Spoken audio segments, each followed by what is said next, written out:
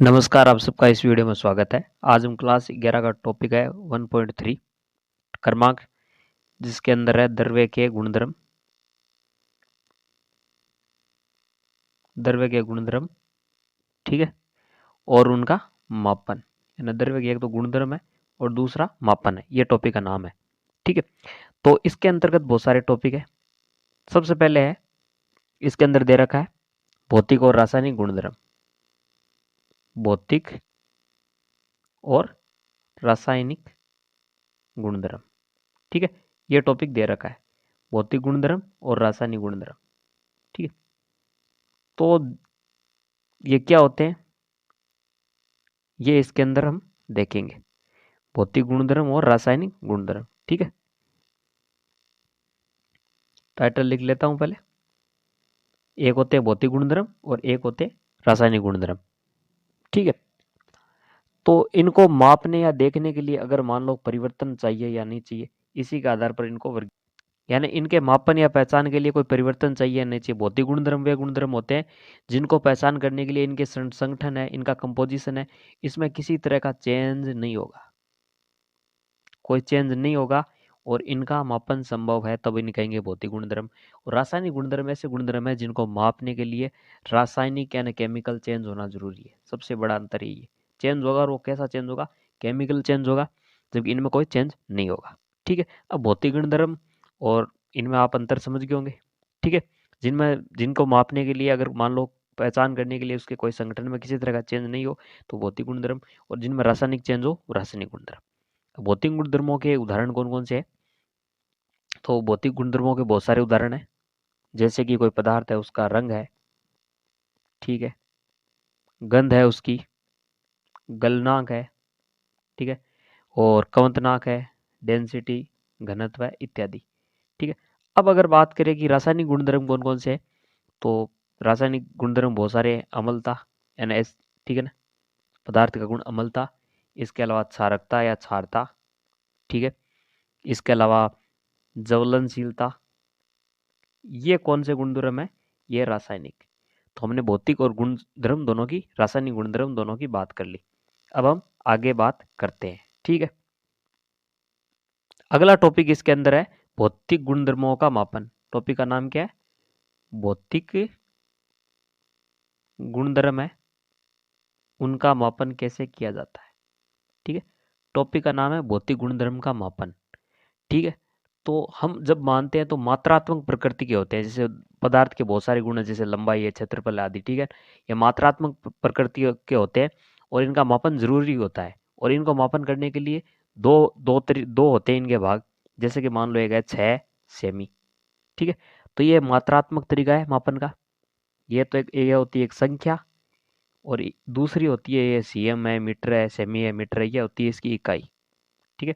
तो जब भी हम भौतिक गुणधर्मों का मापन करते हैं तो वो कैसा मापन करते हैं? मात्रात्मक मापन करते हैं। और मात्रात्मक मापन के अंदर क्या होते हैं? दो भाग होते हैं, एक तो इकाई होती है, ठीक है, और एक, यानी इकाई या यूनिट होती है, और एक संख्या होती है, ठीक है। तो इस तरह मापन करते हैं। और मापन की बहुत सारी पद्धतियां हैं। सबसे जो प्रसिद्ध पद्धति है वो है एसआई यूनिट है, ठीक है। 1960 के अंदर ये बनी थी, ठीक है। ये बात आपको पता होनी चाहिए। और इसका गठन हुआ था सीजीपीएम, एक सरकारी संस्था, उसका द्वारा मीटर परिपाटी के अनुसार। और एसआई पत्ती 1960 में बनी थी, और इसके 7 मूल मात्रक है एसआई पत्ती के। ये आपको पता होने चाहिए। तो एक एक करके हम 7 मूल मात्रक को देखते हैं। सबसे पहले सात मूल मात्रक में कौन सा आता है? सबसे पहले आता है लंबाई, ठीक है। लंबाई, इसका प्रतीक होता है स्मॉल एल, ठीक है। और इसका एसआई मात्रक होता है मीटर, स्मॉल एम प्रतीक, ठीक है। दूसरा है द्रव्यमान। दूसरा क्या है? द्रव्यमान। द्रव्यमान यानी स्मॉल एम, ठीक है। और इसका प्रतीक है केजी, किलोग्राम। इसी तरह समय है तीसरा मात्रक, 7 मात्रकों में टी, स्मॉल टी द्वारा दर्शाते हैं। और इसका एसआई मात्रक हो जाएगा सेकंड, और प्रतीक हो जाएगा एस। इसी तरह चौथा है विद्युत धारा। विद्युत धारा क्या है?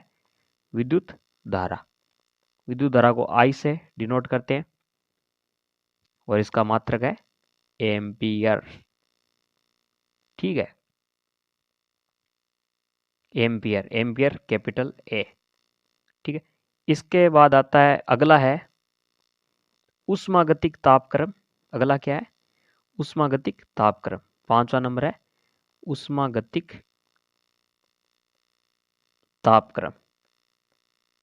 ठीक है, इसको टी, कैपिटल टी से दर्शाते हैं।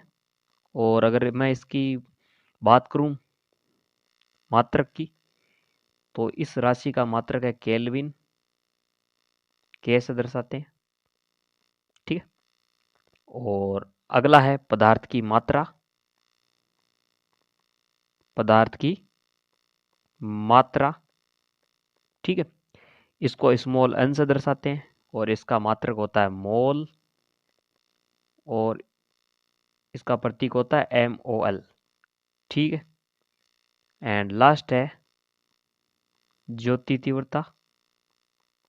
ज्योति तीव्रता, ठीक है, इसको IV से दर्शाते हैं, I, ठीक है, कैपिटल I, और इसके रूट के अंदर V, और इसका मात्रक है कैंडेला, और इसका संकेत है C और स्मॉल d।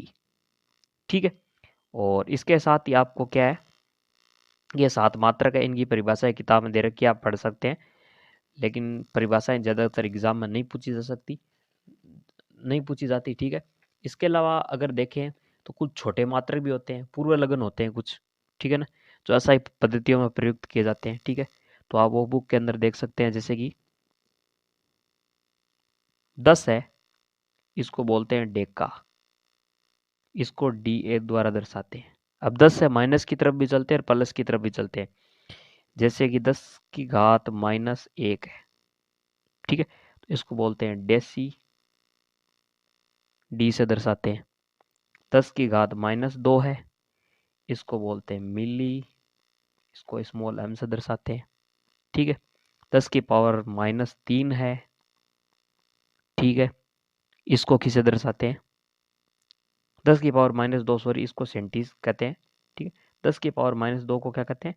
10 की पावर -2 को कहते हैं सेंटी, और इसको C से दर्शाते हैं। 10 की पावर -3 है, इसको कहते हैं मिली, मिली, और इसको M से दर्शाते हैं। ठीक है, 10 की पावर -6 फिर माइक्रो, उसे म्यू से दर्शाते हैं। और 10 की पावर -9 है, उसको कहते हैं नैनो, उसको N से दर्शाते हैं, स्मॉल से। इस तरह होते हैं। ठीक है, इसी तरह प्लस में भी होते हैं इनके मात्रक। ठीक है ना, 10 की पावर 2 है, इसको हेक्टो कहते हैं, H से दर्शाते हैं। 10 की पावर 3 किलो, K से दर्शाते हैं। ठीक है, 10 की पावर 4, सॉरी 10 की पावर 6, इसको मेगा कहते हैं, M से दर्शाते हैं। अब अगर इस पावर का क्या तात्पर्य है, पावर का क्या तात्पर्य, मैं कहता हूँ 10 की पावर 3, इसका मतलब है 10 के आगे, 1 के आगे 3 शून्य है, 1000। ठीक है, 10 की पावर 3, इस तरह हम दर्शाते हैं, ये इनके मात्रक है। अब अगर हम अगला टॉपिक है इसके अंदर बात करते हैं, वो है द्रव्यमान और भार। अगला टॉपिक है द्रव्यमान और भार। ठीक है, क्या नाम है? द्रव्यमान और भार। द्रव्यमान क्या है? द्रव्यमान किसी पदार्थ के अंदर, उसके अंदर द्रव्य या पदार्थ की मात्रा है। ठीक है ना, द्रव्य की मात्रा है किसी वस्तु के अंदर। जबकि भार क्या है? उस पर लगने वाला गुरुत्व बल है। क्या है? गुरुत्व बल है। यह हमेशा स्थिर होता है, ये बदलता रहता है।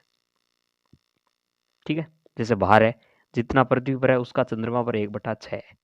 यानी मान लो कोई इंसान 60 kg का है धरती पर, तो वो कितना हो जाएगा? 1/6, 6 का भाग लगा तो 10 kg का हो जाएगा चंद्रमा पर। ठीक है, ये बात आपको पता होनी चाहिए। इसके अलावा कुछ अन्य मात्रक के पैमाने हैं। ठीक है ना, जैसे आयतन है। आयतन है कितना स्थान घेरा है उसको आयतन कहते हैं, वॉल्यूम कहते हैं। आयतन का मात्रक होता है लंबाई क्यूब। ठीक है, SI में मीटर क्यूब हो जाएगा, लंबाई का मात्रक मीटर होता है इसलिए। और प्रयोगशालाओं में छोटे मात्रक भी लेते हैं, सेमी क्यूब या डेसिमल क्यूब। ठीक है, और द्रव है, उनको मापने के लिए लीटर मात्रक काम में लेते हैं। जो कि एसआई पैमाना नहीं है।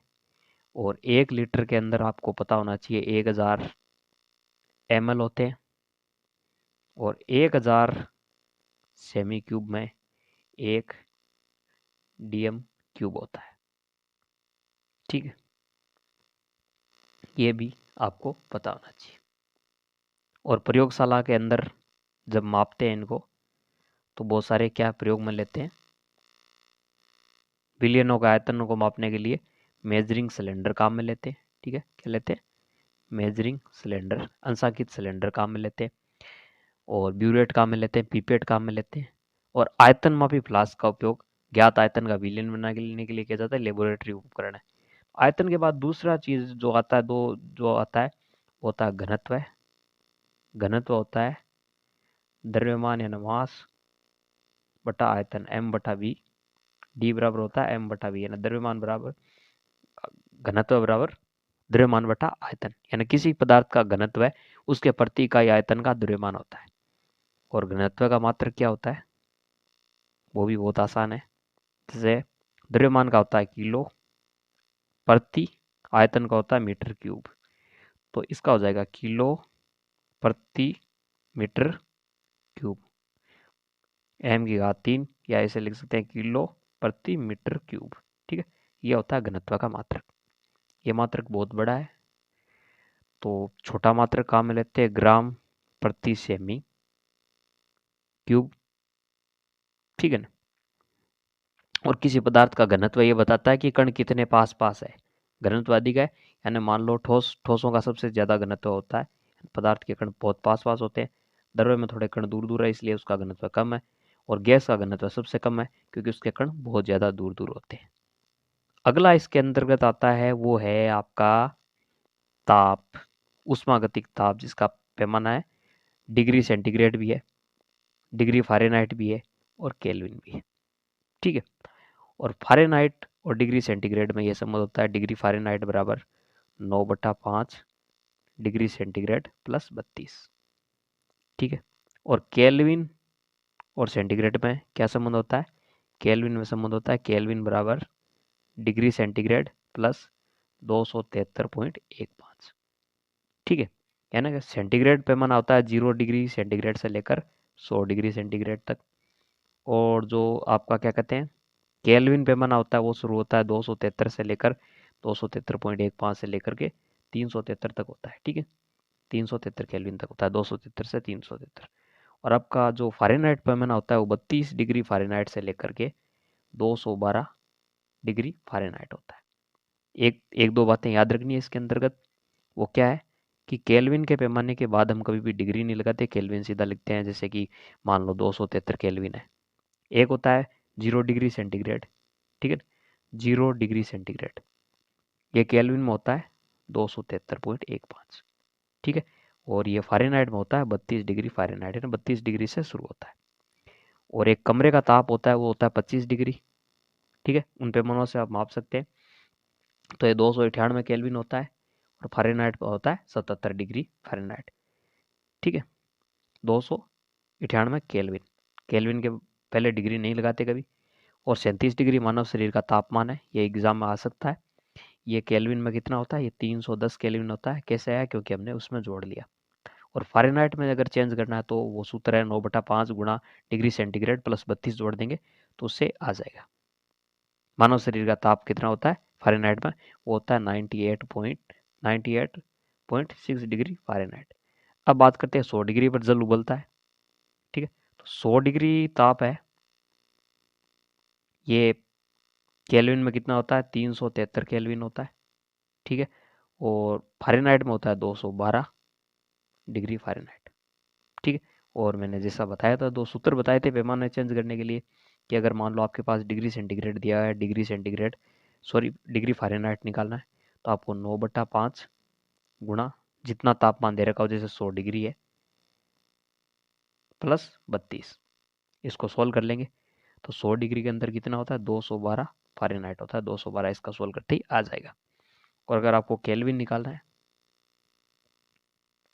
केल्विन पैमाना निकालना है, तो आप क्या है कि जितना डिग्री सेंटीग्रेड दे रखा है उसके अंदर आपको 273 जोड़ देना है, 273.15।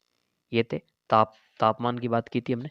इसके अलावा ये जानना रुचिकर होगा कि 0 डिग्री से कम ताप अर्थात ऋणात्मक मान सेल्सियस पैमाने पर संभव है, परंतु केल्विन पैमाना वो माइनस में नहीं होता। डिग्री सेंटीग्रेड माइनस में होता है नीचे, ठीक है ना, -1 -2 चलता है, लेकिन केल्विन 273 से नीचे माइनस में फिर नहीं होता। तो ये आज हमने बात की, क्या क्या बात की आज हमने बात की द्रव्य के भौतिक गुणधर्म और उनका मापन। सबसे पहले भौतिक और रासायनिक गुणधर्म पढ़े हमने, फिर हमने बात की कि भौतिक गुणधर्मों का मापन कैसे किया जाता है, ठीक है। उसके बाद हमने 7 मात्रकों की चर्चा की। उसके बाद हमने द्रव्यमान और भार में अंतर किया, ऐसा में कुछ पूर्वलग्न प्रयुक्त किए जाते हैं उनकी भी बात की। और उसके बाद हमने आयतन, घनत्व और ताप आदि की बात की। इसी के साथ ही वीडियो एंड होता है। 1.3 क्रमांक टॉपिक है जो क्लास 11 केमिस्ट्री के अंदर। अगला जो टॉपिक होगा 1.4 होगा मापन व अनिश्चितता, वो अगले वीडियो में पढ़ेंगे। Thanks for watching.